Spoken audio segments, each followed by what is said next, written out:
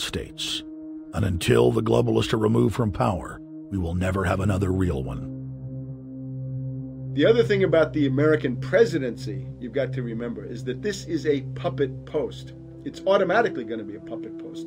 The idea that Obama is somebody who's going to come in and exercise real authority when he's obviously been chosen and given everything that he's got by these financiers.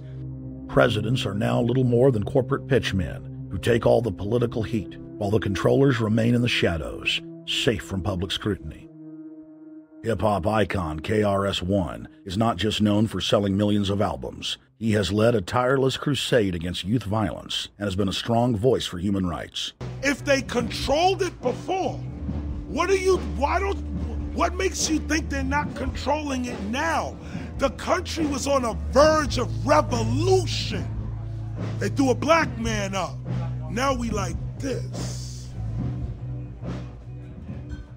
They give him the money, they give him the bundling, they give him vote fraud, they give him the media whores, they give him goons. They even have elected officials making threats to put people in jail if they criticize Obama in public.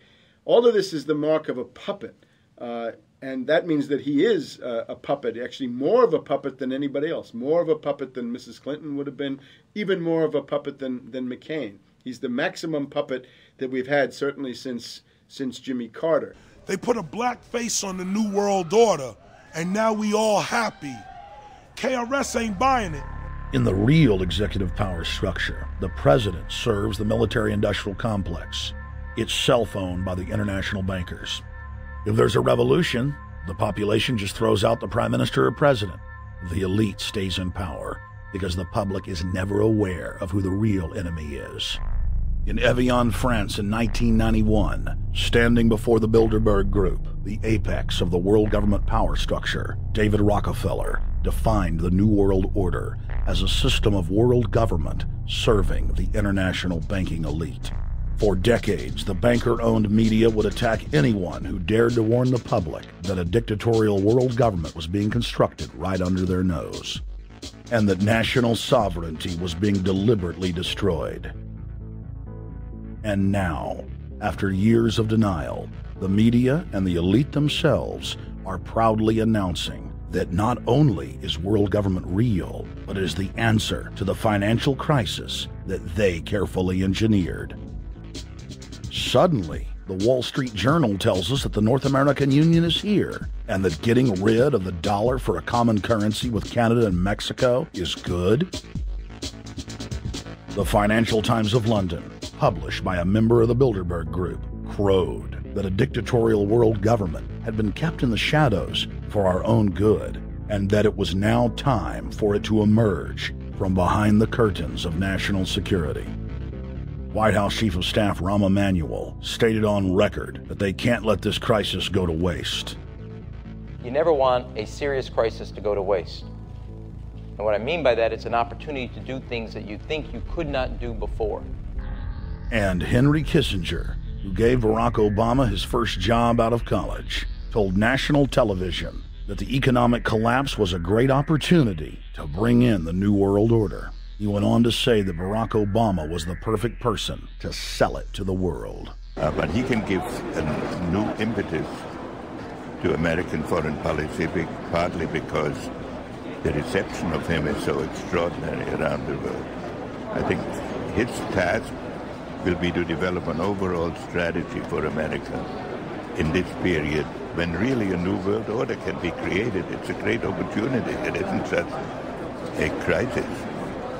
In June of 2006, our team traveled to Ottawa, Canada, to gather intelligence on the shadow government's agenda for the coming years. I think that's the Queen. Investigative journalist and best-selling author Daniel Estulin had been tracking the Bilderberg Group for more than 16 years. His moles inside Bilderberg informed him that the elite were planning to first run the price of gas up to $150 a barrel, unimaginable in 2006. He also reported that after suckering the middle class back into the stock market, the group was going to implode the subprime mortgage market and destroy public confidence. Well, one of the things that we're getting from this morning's conference was about the the energy crisis, the price of oil. The afternoon conference, which started about 4 o'clock, 4:30. They were talking about one of the American delegates. I wasn't told who exactly it was talking about the the concern that the American citizens have had with the housing prices going down, so they're not investing that money. So what they needed to do is they needed to create the illusion that everything is going well. So what they're going to do over the next year and a half is to bring the market back up to 1998, 1999 levels. They're going to get all the suckers to invest whatever little money they have left over, and that's when they're going to make the economy bottom drop out. They need to destroy the economy because as we're running out of oil, when people don't travel, at least that's what they're saying, when people don't travel, when people don't have money, they don't travel, they don't spend any money, which means you don't waste a lot of oil and natural gas.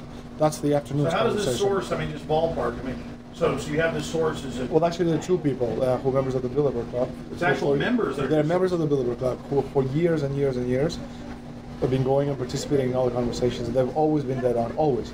And last year they said the oil prices are going to go up to 150. At the time it was 39, went up to 76, basically doubled. If it doubles again, it's going to be back to where these people say. They attack Iran, it will it not. Year after year, Estelin and other reporters like Jim Tucker are able to report on future events with stunning accuracy, all because they know the agenda of the Bilderberg Group. The Bilderberg Group sits at the top of the world power structure. 125 of the richest and most influential individuals on the globe make up its membership. From Istanbul, Turkey to Chantilly, Virginia, we have tracked the elusive Bilderberg Group. Bilderberg always insist on a media blackout. By June of 2008, we had already figured out that Barack Obama was the elite's puppet of choice. The national media claimed that during the weekend the Bilderberg Group was scheduled to meet, that Obama had speaking engagements set for Chicago and the Midwest. We knew better. In a classic bait-and-switch, the Obama campaign told the press corps to get on Obama's campaign plane, and that Obama would join them on the flight to Chicago. Campaign staff then slammed the door shut. The fawning press had been shanghaied as Obama's campaign aircraft lifted off without Obama.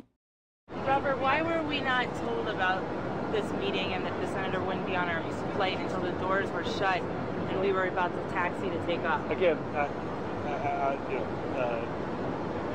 we had a desire, Senator Obama had a desire to do some meetings. Others had a desire to meet with him tonight in a private way, and that's what we're doing.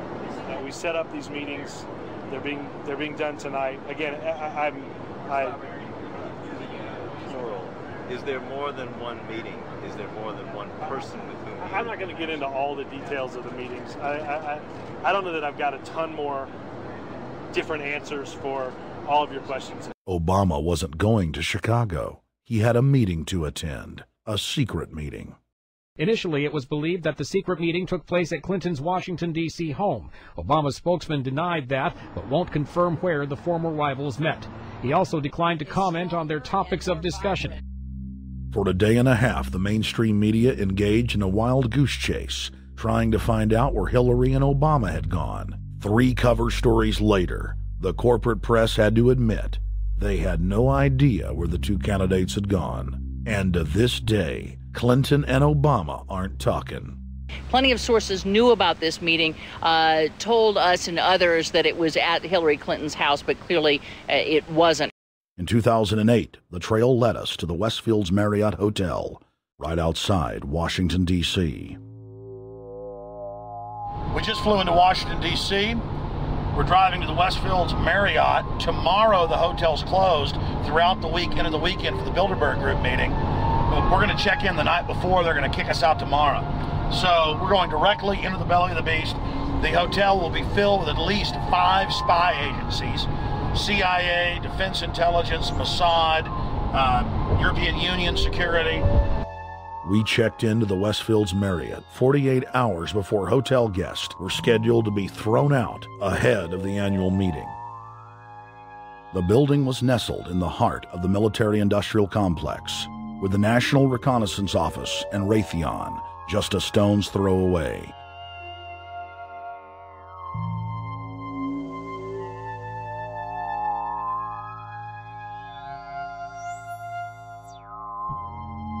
The plan tonight is to try to not get arrested, dodge the security, get in there, get some footage of the elite arriving in the morning, because some arrive before they officially lock it down, and then getting out of the building. That's our plan. I'm also going to be getting a call by a international syndicated radio show, Coast to Coast AM with George Noory, and all week he's getting briefings from me every night about things as they develop.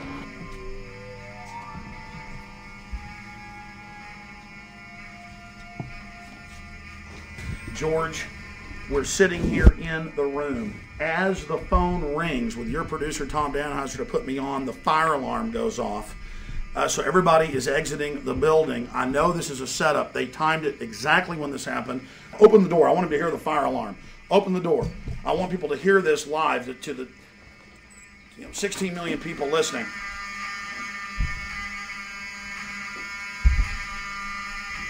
George, do you hear that?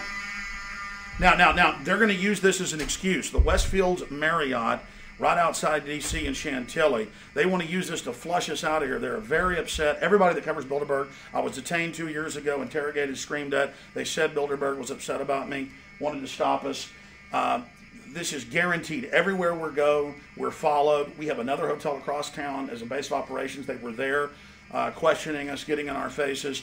We're being followed everywhere. I need everybody's support right now. I pray to God they don't try to set me up. They may have tried to concoct this as some way to say, look, they didn't leave during a fire drill, assessing me knowing I would stay and do the interview. But again, the moment the phone rang with Tom Danheiser, the moment the phone rang, the guys answered it, I'm standing there, the alarm goes off. It's going off right now. The guests are exiting the hotel out there. Of course, there's no fire. This is just absolutely insane. I noticed, too, that there was over 100 security people here today, but tonight we got back and it was a total ghost town, and this is what's insane. We have a security guy walk up to us 30 minutes ago, about 25 minutes ago, before this happened, and said, "What are you guys doing?" We said, "We're just walking around checking out the artwork in the hotel," which we actually were admiring it, but we were also going around getting some footage. And they said, "Well, no cameras allowed." We said, "Fine." And then he said, "Yeah, we had somebody do a fire alarm a few weeks ago, and me and Rob, my camera guy, were on. Why is he telling us about a fire alarm?" I forgot that part, George. These bastards have done this. I don't know how. They're planning to try to set us up or something, but this is incredible. We are here in the middle of this right now, George.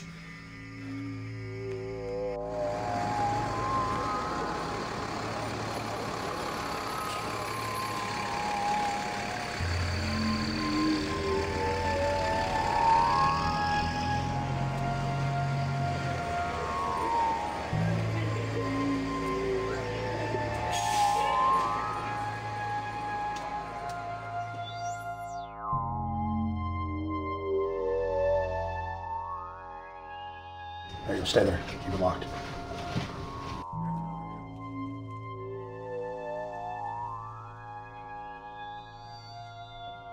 Let's go. Let's get out of here now, Richard. Don't screw around anymore. We got out of here on exactly the right time. Is this the way out? Yeah.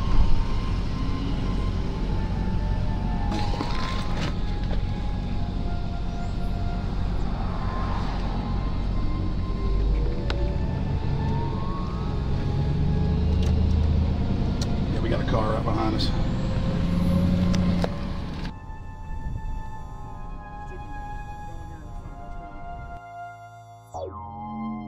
We made about, what, 5 turns and 6 turns, the same car's following us.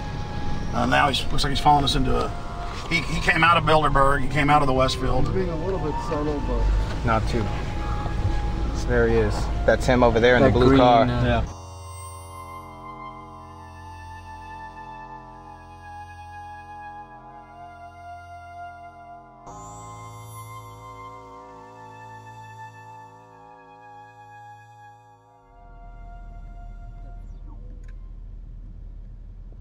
We're headed back to the Marriott here in Chantilly, Virginia, the scene of Bilderberg 2008.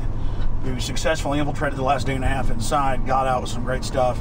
We've been tailed, and now we're going back to cover the dignitaries, the elitists, as they arrive. And right now is the prime time for them to start arriving for the next 3 or 4 hours. We took about a 30-minute break. I'm sure we missed a few, but it doesn't matter. Because we've got scores of people that just organically are listeners, info warriors that are out here taking action. Hey,